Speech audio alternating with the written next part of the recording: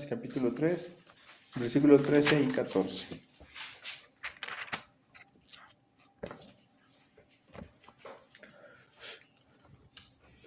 Pues vamos a ser bastante breves, ya que solo son 2 versículos. Gálatas 3, verso 13 y 14. Ok, si ustedes están allí, les voy a pedir que me acompañen a dar lectura a este pasaje, Gálatas 3, versículos 13 y 14. Dice de la siguiente manera la palabra de Dios. Leamos, por favor. Cristo nos redimió de la maldición de la ley, hecho por nosotros maldición, porque está escrito, maldito todo el que es colgado en un madero. Para que en Cristo Jesús la bendición de Abraham alcanzase a los gentiles, a fin de que por la fe recibiésemos la promesa del Espíritu. Amén, amén. Como ustedes han visto a lo largo de estas clases o estudios que hemos tenido en la Carta a los Gálatas, hemos visto cómo desde el primer siglo todas estas iglesias que se encontraban en la región de Galacia pues estaban pasando por una crisis impresionante, una crisis espiritual impresionantemente grande, una gran confusión. Ellos habían recibido, los Gálatas, el Evangelio de la gracia por medio de la fe en Jesucristo. En Gálatas capítulo 1, versículos 6, 7, 8 y 9 podemos ver cómo Pablo había enseñado estas grandes verdades. Y sin embargo, comenzaron a ser influenciados por muchos falsos maestros, a quienes Pablo les llama los judaizantes, o más bien falsos hermanos, que enseñaban justamente que la fe en Cristo Jesús no era suficiente, que además de la fe en Cristo había que añadir ciertas obras de la ley de Moisés para que entonces de verdad pudiéramos ser justificados ante Dios. En el capítulo 2, versículo 4, en la carta a los Gálatas, capítulo 3, versículos del 1 al 3 también, Pablo habla acerca de estos incidentes en donde los judaizantes habían influido de manera fuerte o habían influenciado a las iglesias distintas de Galacia. Ese, diríamos, es ese contexto histórico en el que se encuentran las iglesias. Es el estado espiritual. Pablo se entera de ese estado espiritual en el que se encuentran las iglesias de Galacia, que se están desviando de la verdad de la sola fe, de solo Cristo, y entonces están inclinándose hacia ciertos ritos y costumbres judaizantes. Por supuesto, esto despertó en Pablo un sentido de urgencia. Pablo era un hombre que amaba la iglesia. En alguna ocasión Pablo le dijo a los corintios, y lo que sobre a mí se agolpan, la preocupación por todas las iglesias. Pablo realmente era un hombre que amaba la obra de Dios, amaba la iglesia de Jesucristo. Y él conocía el estado de las iglesias de Cristo, sabía con dolor lo que estaba pasando en Corinto y las condiciones morales en las que se encontraba la iglesia de Corinto, y seguramente a Pablo le dolía. En alguna ocasión Pablo escribía a los corintos mismos que él escribió su carta con lágrimas en sus ojos, lo cual denota ese profundo interés, ese profundo afecto que el apóstol tenía hacia las iglesias. Y sin duda alguna, cuando Pablo se entera de lo que está pasando en Galacia, así como lo que pasó también en Colosas y en algunas otras iglesias que se estaban judaizando, Pablo sintió este sentido de urgencia, de amor y también de pasión por el Evangelio. El problema de las iglesias de Galacia no era solamente de tipo doctrinal, no era solamente de tipo, diríamos teológicamente, soteriológico o cristológico, sino que ellos estaban de alguna manera ignorando el corazón mismo del Evangelio. Así que no solo era un asunto doctrinal, sino que lo que estaba pasando en Galacia estaba poniendo en juego la verdad del corazón mismo del Evangelio.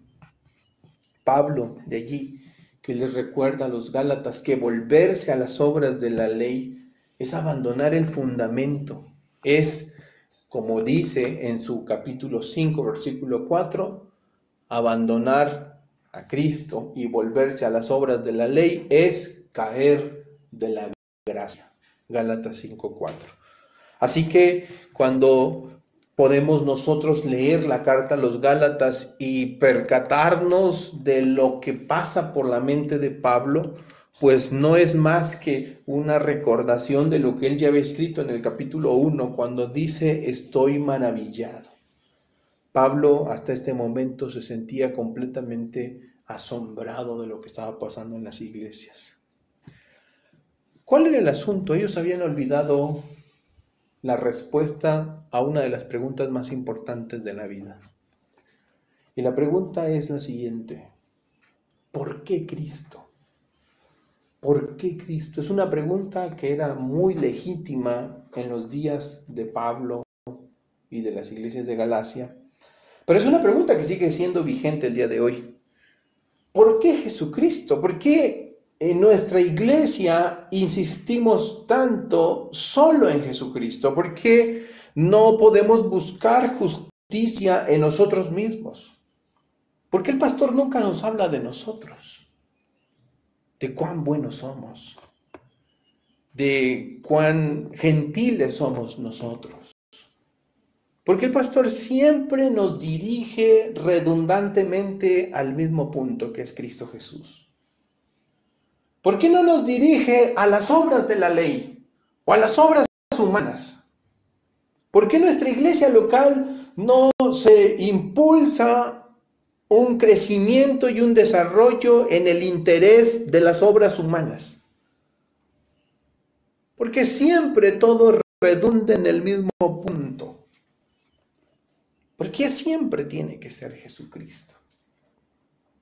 Bueno, hermanos, Pablo va a responder eso. Pablo lo va a responder en los versículos 13 y 14 que hemos leído. Pablo va a respondernos por qué Cristo. Y nos va a dar 3 razones por las que Cristo no puede ser nada más y nada menos que el fundamento de la iglesia.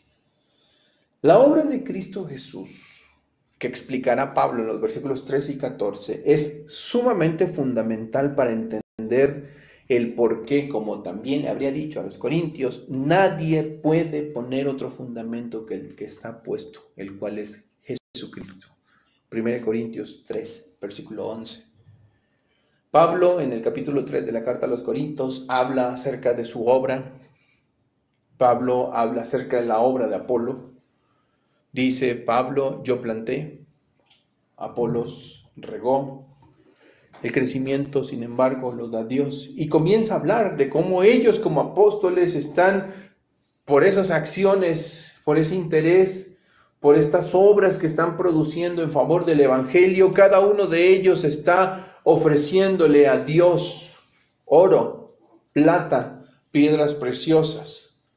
Habla de otros que sin embargo están preparándose para ofrecerle a Dios madera, heno u hojarasca.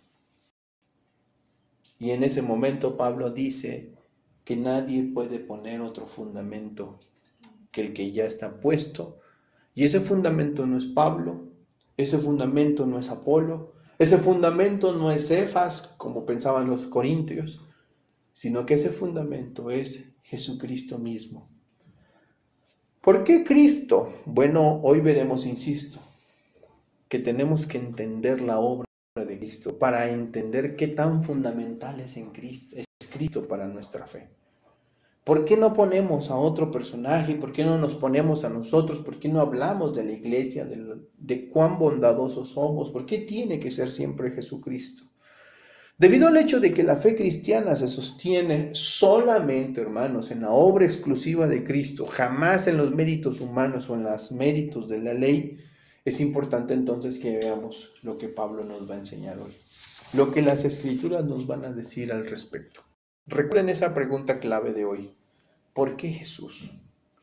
El día de ayer estuvimos compartiendo con las mujeres del anexo. Y cuando vamos nosotros, a nosotros nos agrada mucho ir allí. Y yo siempre se los expreso, no tengo problema en expresarle a las personas que están allí pues, algunos de los sentimientos que tenemos.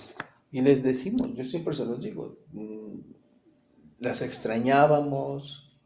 A veces creo que les hace falta escuchar eso, ¿verdad? que alguien se preocupa por ellas. Y les decía, ya teníamos ganas de ver las cosas por el estilo, ¿verdad? Que son verdad, que son reales, por lo menos en mí y seguramente en los demás que estaban allí. Les decía, hemos estado orando por ustedes, etcétera, etcétera. Y uno nota el deseo y el interés que tienen. Incluso les preguntaba 3 versículos que aprendimos a memorizar la semana pasada. Algunos más o menos se acordaban de ellos, otros no tanto, pero algunas sí, y me sorprendió eso. Incluso le comentaba a las hermanas, me dio gusto ver cómo algunas sí se acordaban de los versículos.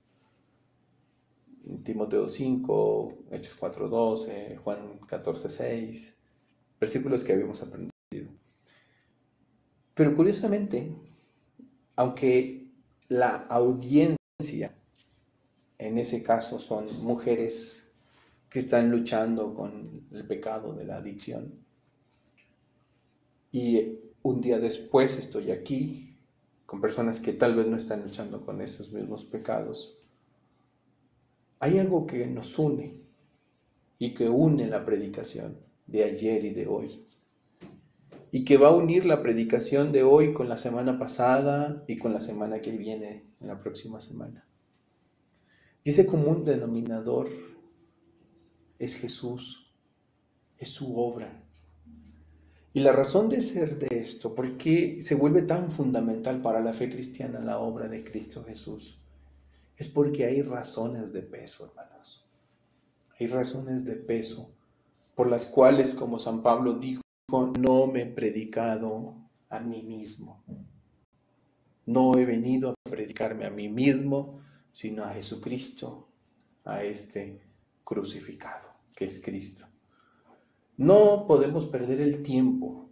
Nuestra alma tiene una necesidad enorme, y esa necesidad enorme no está suplida por las acciones humanas o por el buen ejemplo de algunas personas.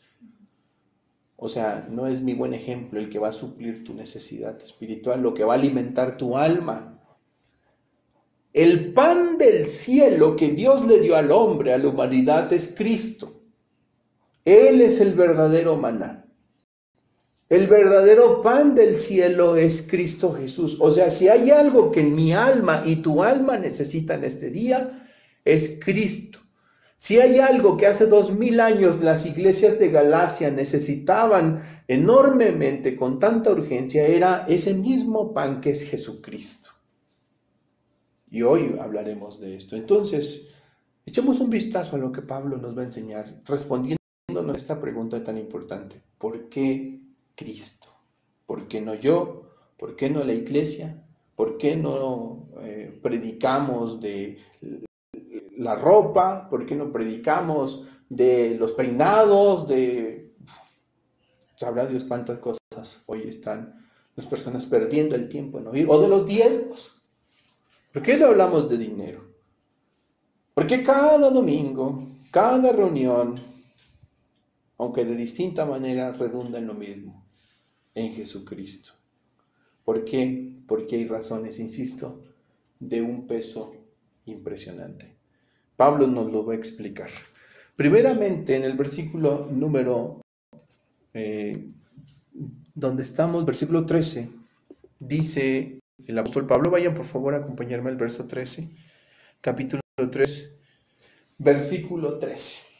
Lo primero que Pablo dice, y este es un mensaje a las iglesias de Galacia, y que respondería a las iglesias de Galacia la pregunta que ellos estaban haciendo: ¿por qué tiene que ser solo Jesucristo? ¿Por qué no pueden ser Jesucristo y las obras de la ley, o Jesucristo y las circuncisión, o los días de reposo, o las fiestas, o las lunas nuevas, o cualquiera de estas fiestas judías? ¿Por qué no puede ser Cristo acompañado de? ¿Por qué solo Cristo? Y Pablo dice, porque Cristo nos redimió de la maldición de la ley. Versículo 13, ahí donde estamos.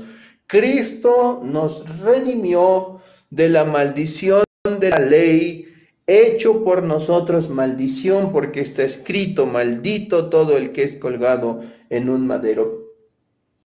Prestemos atención a la primera parte del versículo que dice así: Cristo nos redimió de la maldición de la ley. Pablo declara algo muy importante.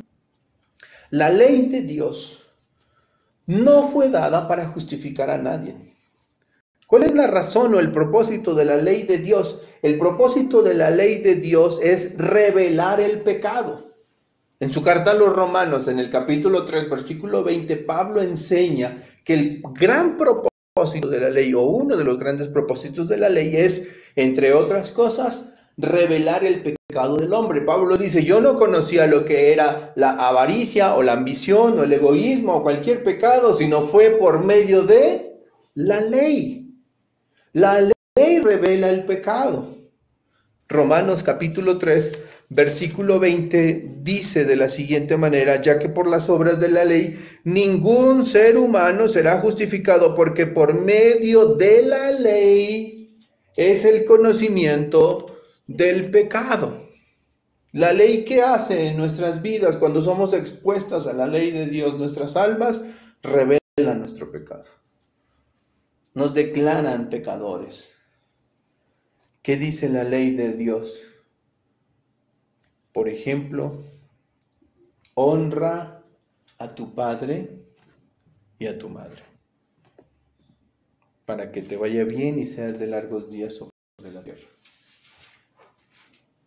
Y cuando nos miramos como hijos a la luz de la ley de Dios y nos vemos ofendiendo a nuestros padres, mintiéndole a nuestros padres, rebelándonos contra nuestros padres, ofendiendo a nuestros padres, engañándolos de una manera vergonzosa, la ley simplemente nos está declarando culpables y está revelándonos que ninguno de nosotros ha cumplido con las demandas y las exigencias de Dios.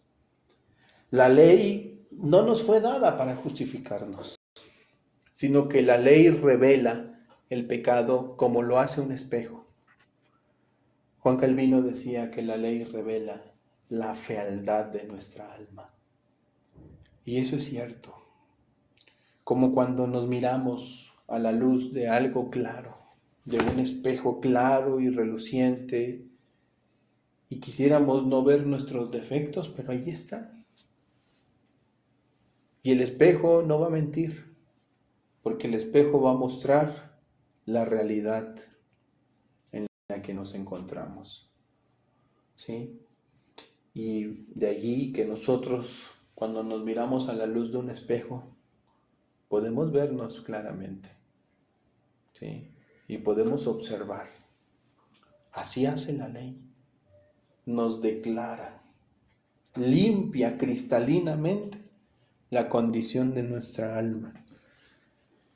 Tanto es así que en el capítulo 3, versículo 10, Pablo dijo: los que dependen de las obras de la ley están bajo maldición, pues escrito está: maldito todo aquel que no permaneciera en las cosas escritas en el libro de la ley para hacerlas. ¿Saben cuál es el problema con la ley? Que nadie la puede cumplir perfectamente. Por eso es que la ley, aunque es santa, aunque es justa, aunque es perfecta, no puede justificarnos. ¿Qué es lo que entonces hace la ley de Dios? Nos muestra nuestra condición. Romanos capítulo 7, versículos 7 al 12, Pablo dice esto. Es allí donde Pablo supo conocer el pecado. Supo que lo que estaba haciendo era pecaminoso. Supo que sus deseos eran pecaminosos. Supo que las intenciones de su corazón eran pecaminosas. La ley lo puso bajo la maldición del pecado, que es la muerte. La ley declaró tácitamente al apóstol Pablo que no estaba sino bajo la condena de Dios, que estaba muerto en sus delitos y en sus pecados, es decir, estaba bajo maldición divina. Eso es lo que hace la ley. La ley declara tácitamente la condición del alma del ser humano y lo declara maldito. ¿Por qué? Porque no ha cumplido las cosas que la ley demanda. El ser humano está, hermanos, son palabras bien fuertes. Uno quisiera ser más sutil al hablar de estas cosas. Como seres humanos buscamos siempre la manera de escaparnos de la responsabilidad, ¿verdad? Siempre, siempre hacemos esto. Nos queremos autojustificar de muchas formas. Entonces, las desobediencias y las rebeldías de los hijos ya no son desobediencias y rebeldías.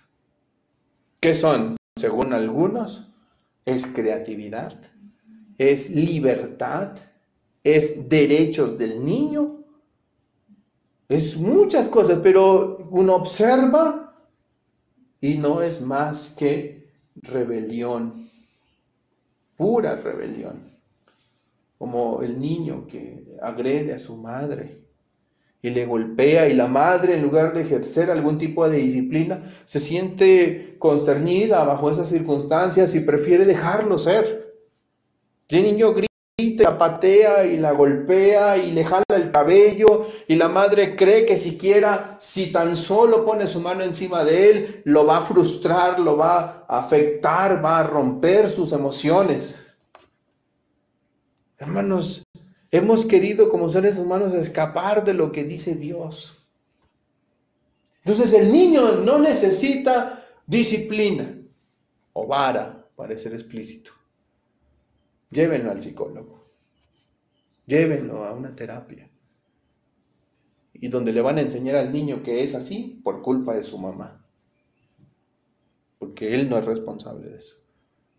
Y entonces, ¿dónde queda el acto como tal, la acción como tal? Los seres humanos somos expertos en escapar de esas cosas. Ya no es el pecado el alcohol, ahora es la enfermedad del alcoholismo. Y la gente, en lugar de aceptar que es un pecado vil, que practica, que ama, que está esclavizado a esa vileza de ese pecado que ha hecho de su vida una piltrafa, en lugar de eso, prefiere verse y autopercibirse como una persona enferma. Yo estoy enfermo. Así que le dice a su mujer, tú me tienes que entender porque yo estoy enfermo. Y le dice a sus hijos abandonados, ustedes me tienen que entender y aceptar porque después de todo yo estoy enfermo. Y el ser humano siempre está tratando de escapar. Me explico. De lo que Dios simplemente llama pecado. Lastimosamente es así. Ya no es depravación. Ya no es degeneración sexual. En los años 90, cuando las personas veían algunos de los representantes de la ideología, de la nueva corriente ideológica de género, les llamaban parafilias para aquel entonces. Parafilias. Una parafilia era una perversión de tipo sexual. Hoy ya no es eso. Siquiera aún en los 90 le llamaban parafilias. Hoy llamar parafilia a uno de estos comportamientos antinaturales es algo obsceno, algo grosero, es algo que atenta contra los derechos humanos. ¿Sí? Pero claro, así somos los seres humanos. Pero cuando las personas somos expuestas a la ley de Dios, ¿saben qué hace la ley? La ley declara lo que es la verdad de Dios. Y la ley dice, eres culpable porque eres desobediente a tus padres.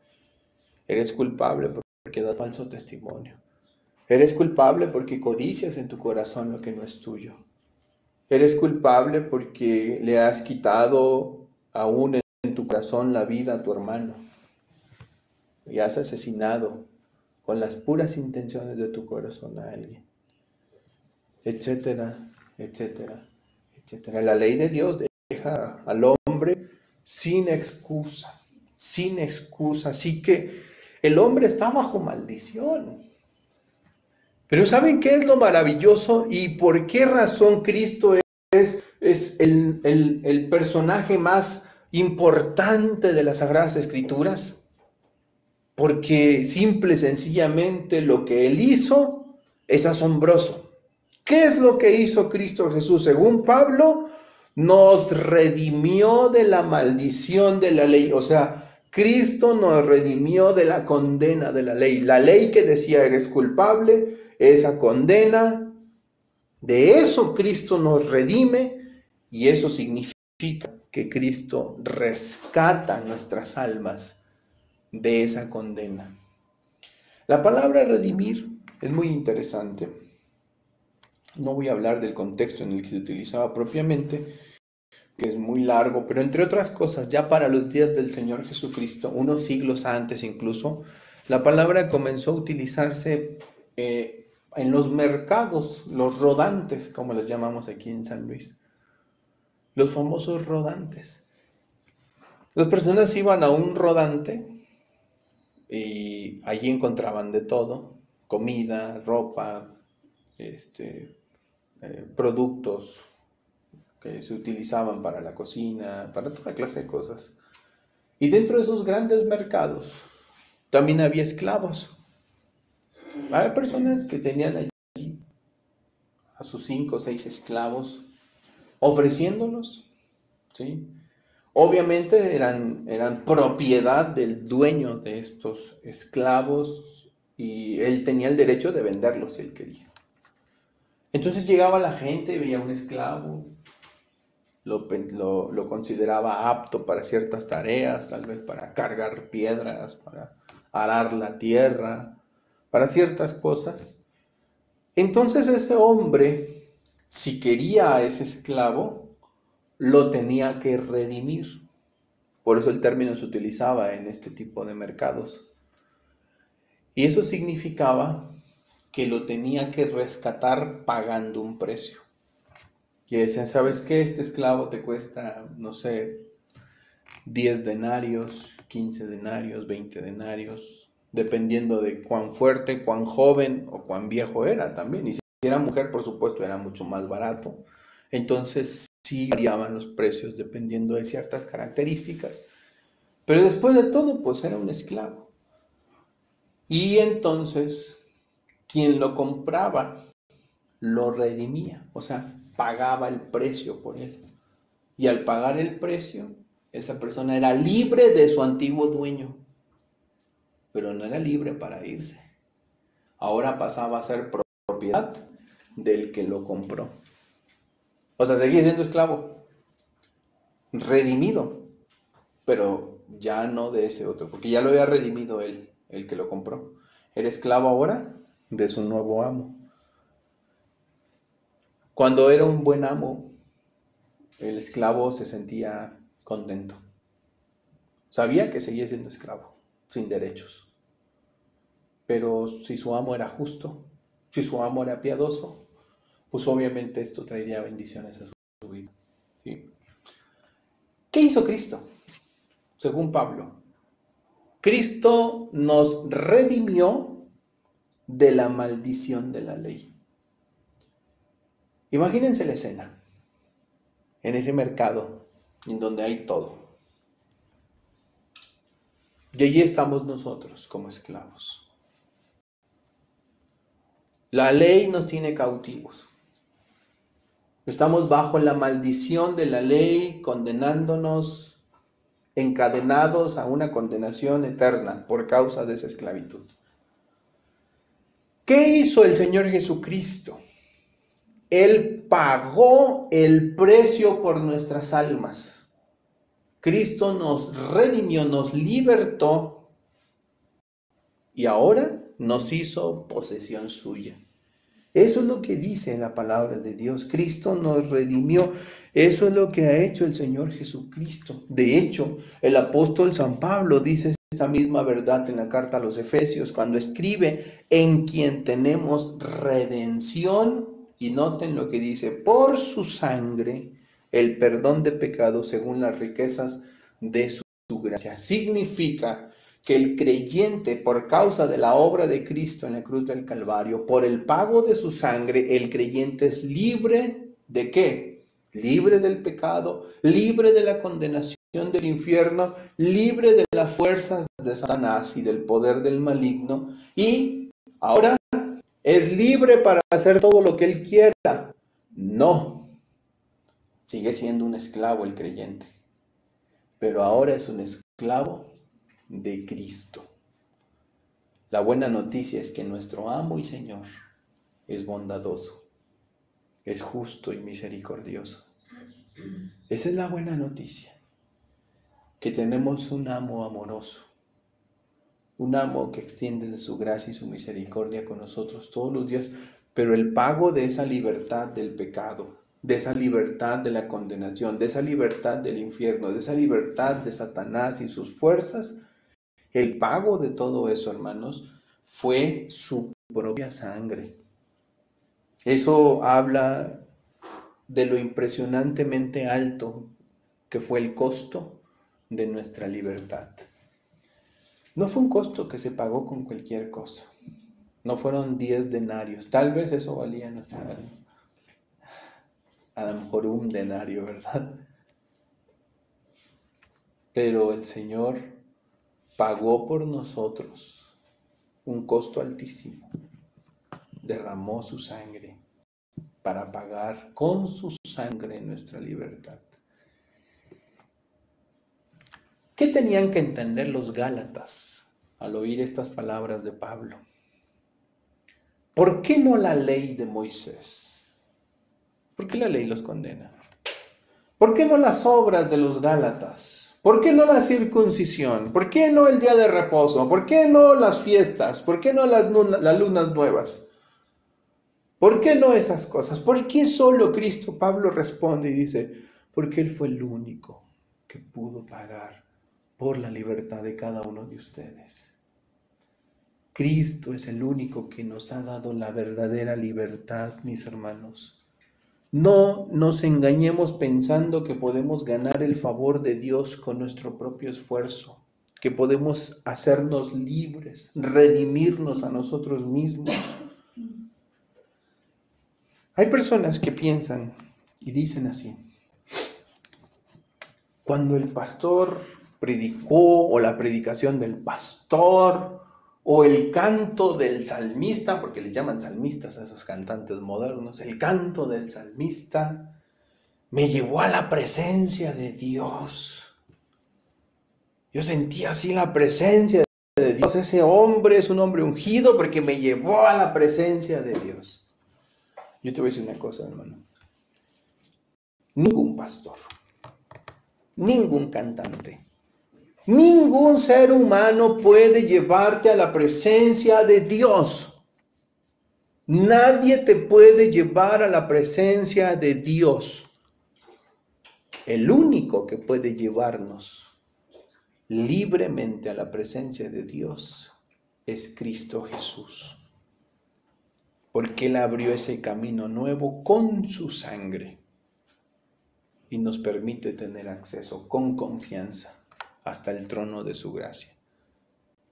Pero no son las personas, no es la iglesia local, no es el pastor, no es la gente, no es nada ni nadie lo que nos lleva a la presencia de Dios. Si podemos estar delante de Dios presentes, es por Cristo, porque Él nos redimió de la maldición de la ley. Los Gálatas pensaban muy astutamente: si ahora nos circuncidamos, vamos a estar en la presencia de Dios. Y ahora sí Dios nos va a aceptar si nos circuncidamos, si comenzamos a guardar ciertas cosas, si dejamos de comer ciertos alimentos. Pablo les dice: no hagan eso. No hagan nada de eso. Cristo ya los redimió de la maldición de la ley. ¿Qué más hizo Cristo? ¿Por qué insistir tanto en Cristo? Versículo 13 dice: porque Cristo se hizo maldición por nosotros. Dice, porque todos, versículo 13, Cristo nos redimió de la maldición de la ley. ¿Cómo lo hizo Cristo? Hecho por nosotros maldición, porque escrito está: maldito todo el que es colgado en un madero. Lo que está haciendo Pablo es citar Deuteronomio capítulo 21, versículo 23, en donde se habla acerca de la muerte de los colgados, de aquellas personas que serían ejecutadas por colgamiento, y Justamente eran colgados en un madero y los judíos tenían esto en la ley legislado. Ellos podían ejercer esta clase de justicia con algunos criminales y colgarlos en un madero. Y el capítulo 21, versículo 23 de Deuteronomio termina diciendo que quien era colgado era un maldito de Jehová. O sea, Dios lo maldecía. Era un maldito que a los ojos de Dios era una persona maldita. Y Pablo, curiosamente, dice, maldito todo el que es colgado en un madero, como la ley lo dictaba. ¿Qué hizo Cristo? El santo, el justo, el que era lleno de gracia. ¿Qué hizo el santo Señor Jesucristo? El Señor Jesucristo tomó nuestro lugar, cargando sobre sí mismo el castigo y toda la maldición que nosotros merecíamos, hermanos. Cristo, dicho de otra manera en las palabras de San Pablo, se hizo maldición por nosotros, es decir, tomó nuestra maldición. Tomó nuestra maldición. Los judíos eran estrictos cuando se trataba de esta clase de cosas, sobre lo inmundo. Acusaron a Jesús de no lavarse las manos en varias ocasiones. Ellos pensaban que no lavarse las manos los hacía inmundos. Entonces Jesús les da una enorme lección ese día cuando les dice: no es lo que entra al hombre lo que contamina al hombre, sino lo que sale del corazón del hombre es lo que contamina al hombre, etcétera, etcétera. Ellos pensaban que había muchas cosas que los hacían inmundos o los podían hacer inmundos. Por ejemplo, otro caso, si un rabino o un judío, pero particularmente un rabino, dirigía la palabra a una mujer, se hacía inmundo. ¿Sí? Y todo el mundo lo sabía. Las mujeres lo sabían, que los rabinos no les dirigían la palabra, porque ellos se hacían inmundos. Y cuando más, cuando se trataba de una mujer no judía, era peor. De ahí que la mujer samaritana quedó con la boca abierta completamente cuando escuchó a Jesús dirigir sus palabras y decirle: mujer, dame de beber. Como tú, siendo judío, me pides agua. Hablas conmigo que soy mujer samaritana. ¿Por qué? Porque los judíos veían que esto los estaba haciendo inmundos. Sí. Había muchas cosas en la mentalidad de los judíos que los hacían inmundos. De hecho, aceleraron la muerte de los ladrones que fueron crucificados justo con el Señor Jesucristo, debido al hecho que, según los judíos, el tocar el cuerpo o tener que lidiar con el cuerpo de criminales antes de la Pascua los hacía inmundos. Cuando llegaron con Jesús, a los otros hombres les rompieron las piernas, y cuando llegaron con Jesús, sorprendentemente Jesús ya estaba muerto. Así que lo que el soldado hizo fue alzar su lanza y atravesar su costado, de donde salió agua y sangre. Los expertos dicen que el agua es lo último que sale cuando uno se ha desangrado por completo. Así que cuando ya no queda sangre, sale líquido, simplemente agua. Ya no hay más sangre. Toda la sangre literalmente se ha derramado, completamente desangrado, y lo que siguiente hace el cuerpo es expulsar los líquidos. Eso fue lo que pasó con Jesucristo. Y tuvieron que hacerlo porque de otra manera ellos se harían inmundos si tuvieran que lidiar con cuerpos de muertos. Jesús se hizo maldito por nosotros. Jesús tomó nuestro pecado inmundo sobre sí mismo, siendo santo, siendo justo, siendo perfecto, siendo el amor perfecto, se hizo inmundo por nosotros. ¿Saben por qué no podemos hablar de nosotros desde este atril, ni deberían hacerlo ningún hombre detrás de un púlpito, porque el único, mis hermanos, que tomó nuestra inmundicia, nuestro pecado, nuestra maldición, fue el Señor Jesucristo. Los apóstoles lo entendieron perfectamente. Ellos no iban tras las personas predicando de sí mismos. Ellos entendieron que si había un nombre que la gente tenía que conocer y darle gloria, era el nombre de Jesucristo. No era el nombre de Pablo, de Cefas, de Apolos. Era el nombre de Cristo Jesús. Porque como dijo el apóstol San Pablo en su carta a los Corintios, al que no conoció pecado, a ese santo, a ese justo, a ese perfecto Hijo de Dios, por nosotros Dios mismo lo hizo pecado, para que nosotros fuésemos hechos justicia de Dios en él. ¿Saben qué ocurrió en la cruz del Calvario? En la cruz del Calvario ocurrió lo que llamamos en teología una doble imputación. ¿Eso qué significa? Significa que mientras el Señor Jesucristo estaba en la cruz del Calvario, allí, todos nuestros pecados, todas nuestras inmundicias eran puestas sobre Cristo. O sea, le eran imputados a Cristo. En Cristo todos nuestros pecados fueron imputados. Y entonces, si ya somos libres de pecado, ¿qué pasó? Bueno, su justicia, su santidad, su perfección ahora nos es imputada a nosotros. Por eso Pablo dice, al que no conoció pecado, a ese santo, justo y perfecto, por nosotros lo hizo pecado, para que nosotros, allí el Señor cargaba nuestro pecado, y al cargar nuestro pecado, Él nos proporciona, fuésemos hechos nosotros justicia de Dios en Él. Toda su justicia, su santidad y su perfección, ahora Dios nos la otorga a nosotros por Cristo, por la fe en Cristo Jesús. Así que, hermanos, en la cruz el Señor Jesucristo, que fue tratado como pecador, que fue tratado como el peor de los pecadores, allí el Señor recibió todo el pecado de sus escogidos, para que entonces sus escogidos, al Él asumir la culpa, pudieran obtener la justicia que necesitan ante Dios. Por esa razón podemos tener justicia nosotros.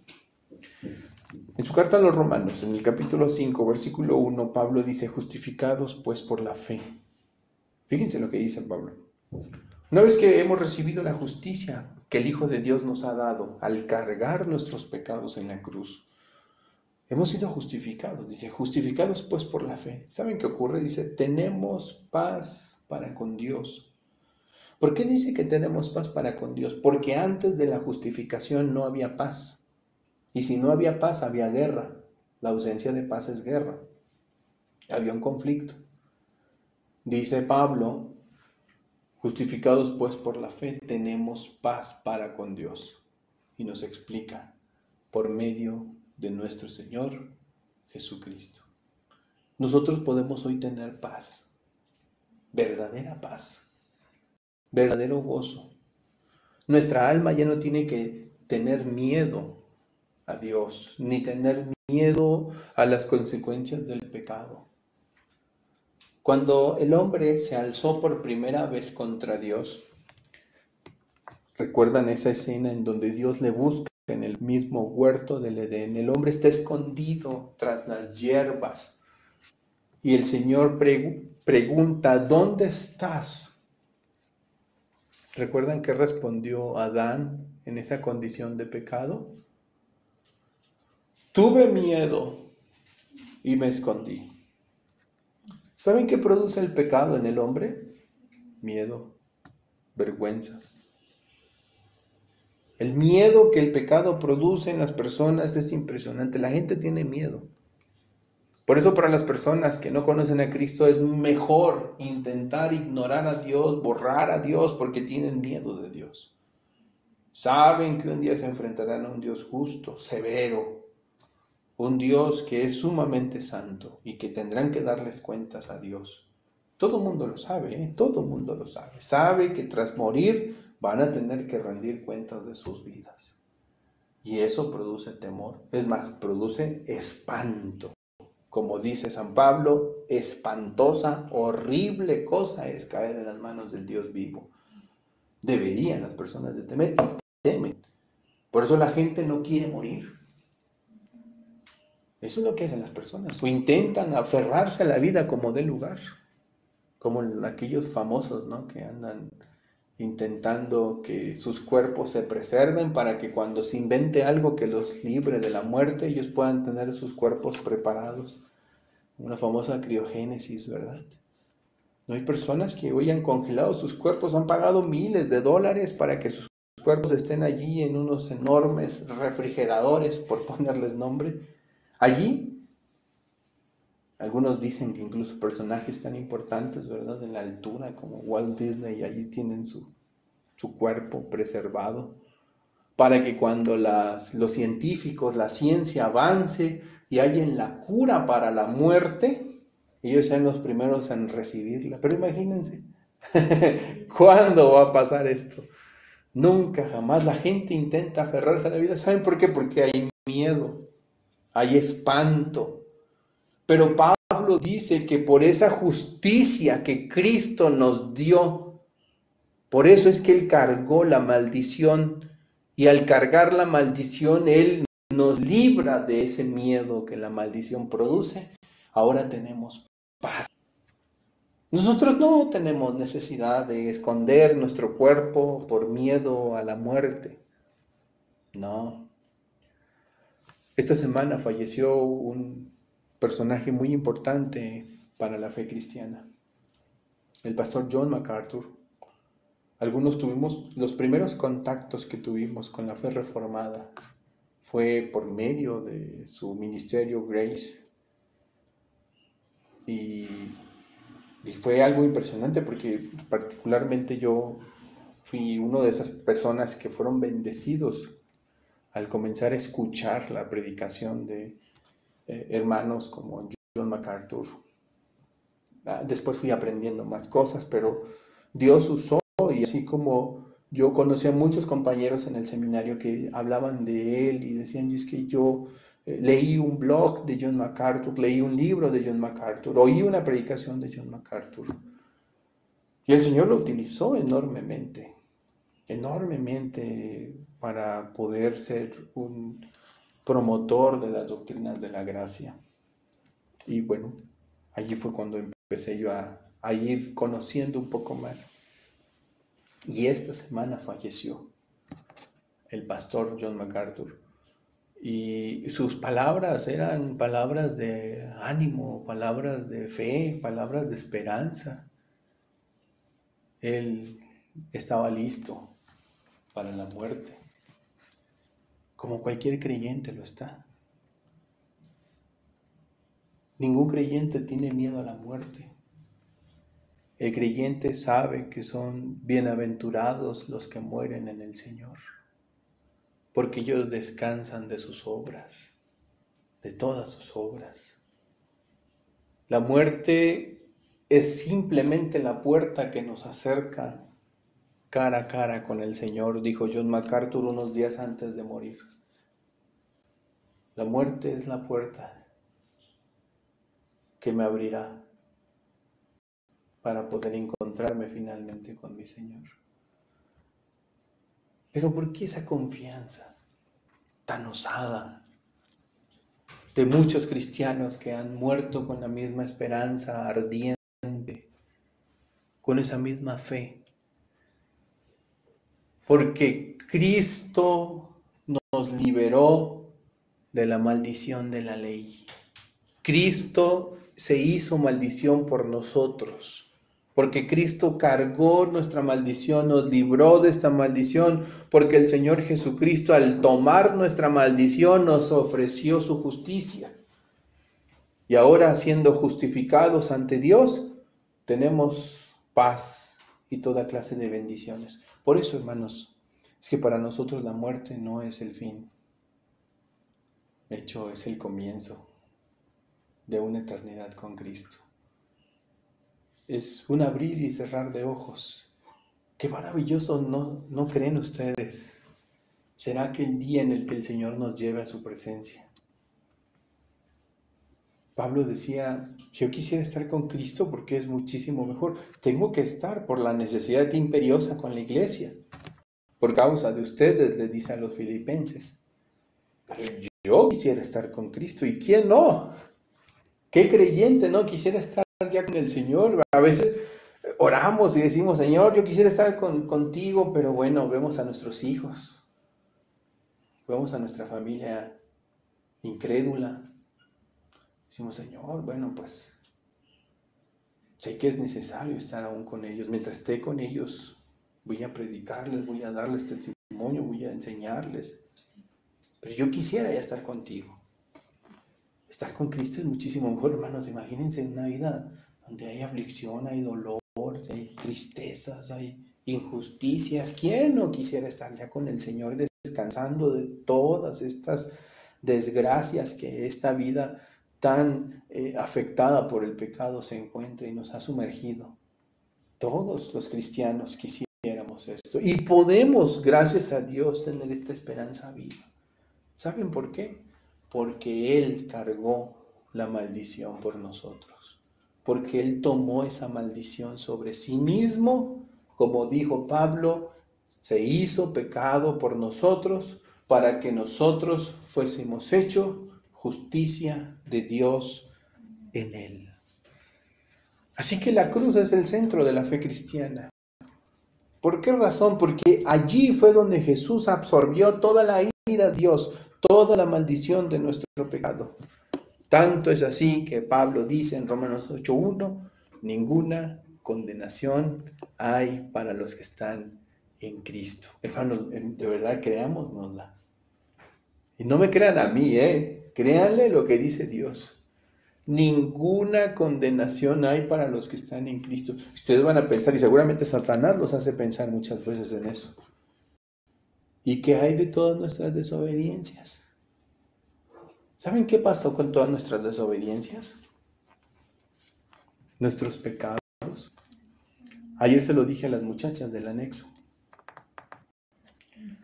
Dice el profeta que Dios las echó al fondo del mar. Y eso significa que las echó a un lugar en donde el hombre ni nadie las puede recoger jamás. ¿Sabían ustedes que el ser humano no conoce el fondo del mar? O sea, literalmente el ser humano conoce más hacia arriba que hacia abajo. No hay hoy un dispositivo que nos permita llegar al fondo del mar como humanidad. No existe. El último que quiso llegar siquiera a donde supuestamente estaba el Titanic. ¿Recuerdan este submarino hace 2 años, si no mal recuerdo, por ahí 2 años, que intentó llevar a varios turistas a ver al Titanic y a esa profundidad que ni siquiera es la máxima profundidad del mar, implosionó? O sea, no explotó. Explotar es hacia afuera, implosionar es hacia adentro, es así, se aplastó, como cuando una lata es aplastada, ¿verdad? Y implosiona. Eso le pasó al submarino. Y allí murieron lastimosamente las personas, ¿verdad? No pudieron, terminó implosionando. Bueno, hermanos, nadie puede llegar al fondo del mar. ¿Saben qué hizo Cristo al cargar la maldición por nosotros? Nos liberó de esa maldición. Arrojó nuestros pecados al fondo del mar. ¿Y quién nos puede sacar de allí? Nadie, hermanos. Nadie. Por eso dice el Señor que así como está el oriente del occidente, así Dios ha alejado de nosotros nuestra maldad, nuestros pecados. Y el oriente y el occidente están separados por siempre. O sea, no hay nada que pueda unirlo. Ya no más. Y esto, por supuesto, es lo que hizo Cristo en la cruz. Cargó allí nuestra maldición, se hizo por nosotros maldición para que nosotros fuésemos hechos justicia de Dios en Él. Bendito sea el Señor Jesucristo. Por eso no podemos predicarnos a nosotros mismos. Ni prediquen a la iglesia, hermanos, no anden haciendo eso. No, te voy a invitar a mi iglesia, fíjate que es la mejor de San Luis Potosí. No anden haciendo eso. Ni prediquen al pastor, ni a los hermanos, no anden predicando esas cosas. Ese no es el evangelio. Ni siquiera se prediquen a sí mismos. La gente piensa que el evangelio es hablar un testimonio personal. Yo era borracho, ya no soy borracho y todo eso no es predicar a Cristo. Claro que los testimonios tienen parte, algunas cosas que la iglesia hace y son de mucho valor. Pero mi testimonio no es el evangelio. No. El evangelio es lo que mi Señor hizo por mí en la cruz. Mi Señor se hizo maldición por mí, para que yo pudiese recibir su justicia. Ese es el evangelio, que nos lleva a alzar los ojos no a nosotros, sino a nuestro bendito Salvador Jesucristo, a Él. Él es el único digno de todo esto. Es más, esto que está aquí es un recuerdo de Él, de su cuerpo, de su sangre. Estamos congregados aquí para oír de Él, de nuestro bendito Señor Jesucristo. Nadie más es digno de esto. Ninguna condenación hay para los que están en Cristo Jesús, los que no andan conforme a la carne, dice Pablo. Finalmente, versículo 14, con el que terminamos, finalmente Pablo nos termina diciendo, ¿por qué Jesucristo? Porque Cristo nos redimió de la maldición de la ley, porque Cristo se hizo maldición por nosotros. ¿Y por qué más? Porque estas cosas sucedieron para que en Cristo Jesús la bendición de Abraham alcanzase a los gentiles, a fin de que por la fe recibiésemos la promesa del Espíritu. ¿Por qué Cristo? Porque Cristo es el único que nos otorga la bendición de Abraham. ¿Y cuál era la bendición de Abraham? Génesis capítulo 22, versículo 18, Dios le dice a Abraham, y en tu simiente serán benditas todas las naciones de la tierra. ¿Cuál era esa bendición? Pablo nos responde en Gálatas capítulo 3, versículo 14, para que en Cristo Jesús la bendición de Abraham alcanzase a los gentiles, a fin de que por la fe recibiésemos la promesa del Espíritu. ¿Cuál es la bendición que Dios le ofreció a Abraham en ese pacto que hizo con Abraham? Su Espíritu, el Espíritu Santo. Esa bendición que vendría por medio de una simiente. Y esa simiente, Pablo nos dice que es Cristo. Así que, armando todo lo que dice el apóstol Pablo, lo que concluimos es que Cristo nos otorga la bendición de Abraham, es decir, su Espíritu. Esa es la gran bendición de Abraham, a través de la cual nosotros, mis hermanos, recibimos, judíos, gentiles, recibimos la promesa del Espíritu Santo. Y eso es maravilloso porque ¿qué hace el Espíritu Santo en nuestras vidas? Como el pacto de gracia ya lo prometía y lo anticipaba. El Espíritu Santo es la garantía de nuestra herencia. ¿Cómo sé que voy a ir al cielo y que el reino eterno está preparado para mí cuando el Señor venga y se lleve a cabo la resurrección de entre los muertos? ¿Qué me garantiza que esto será así? Pablo dice en su carta a los Efesios, en el capítulo 1, versículo 13 y 14, que el Espíritu Santo es las arras, son las arras del Espíritu. En su carta a los Efesios, en el capítulo 1, versículos 13 y 14, dice así: en él también vosotros, habiendo oído la palabra de verdad, el evangelio de nuestra salvación, y habiendo creído en él, fuisteis sellados con el Espíritu Santo de la promesa, que es las arras de nuestra herencia hasta la redención de la posesión adquirida para alabanza de la gloria de su gracia. La garantía de que todo lo que ha dicho Dios se cumplirá en nosotros, ¿saben quién es? Es su Espíritu. El Espíritu Santo es las arras. Las arras era algo que en la antigüedad se dejaba como garantía de que algo cumpliría, algo se cumpliría. Era un presente, algo de valor. Eran unas arras, ¿sí? Las arras entonces eran algo que se daba como garantía de que, ¿sabes qué? Voy a cumplir lo que te estoy diciendo y te doy esto en garantía de que yo te voy a cumplir. Bueno, Dios, fíjense, no necesita Dios hacer eso, ¿eh? Pero Dios le ha dado a su iglesia las arras del Espíritu, o sea, una garantía de que todo lo que Dios ha prometido cumplir, lo va a hacer. Todo lo que Dios ha dicho que va a hacer, lo va a cumplir. ¿Y qué es o cuáles son esas arras? Su Espíritu. El Espíritu Santo nos ha sellado, el sello que el Espíritu Santo ha puesto sobre nosotros es el sello de pertenencia. En la antigüedad, y creo que hasta hace no mucho tiempo todavía pasaba aquí, que incluso creo que puede ser una práctica todavía que la gente hace. Cuando las personas tienen, en este caso hoy, por ejemplo, un animal, un ganado, utilizan sellos para marcar en ellos quién es su dueño y marcan algunas iniciales o algún símbolo. Ese símbolo demuestra que ese animal, esa vaca, ese caballo, tiene un dueño, ¿sí?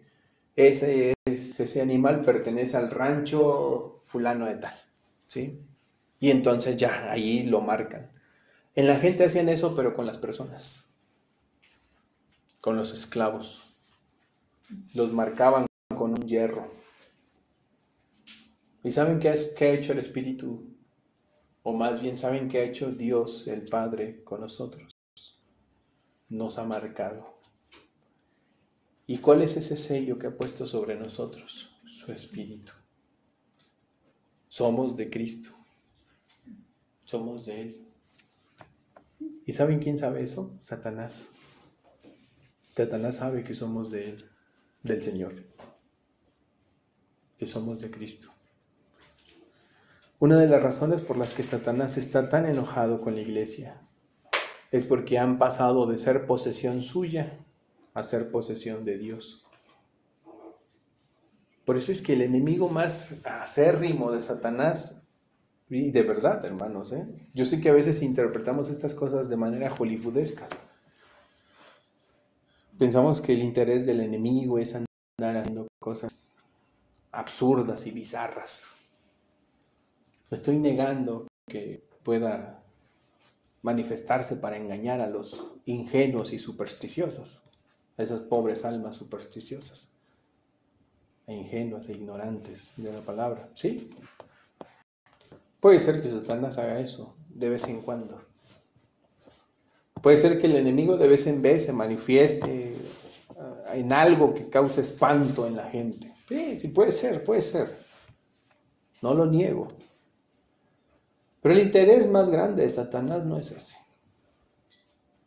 No es su interés hacer flotar trastes, ollas por el cielo para que la gente esté aterrada de él.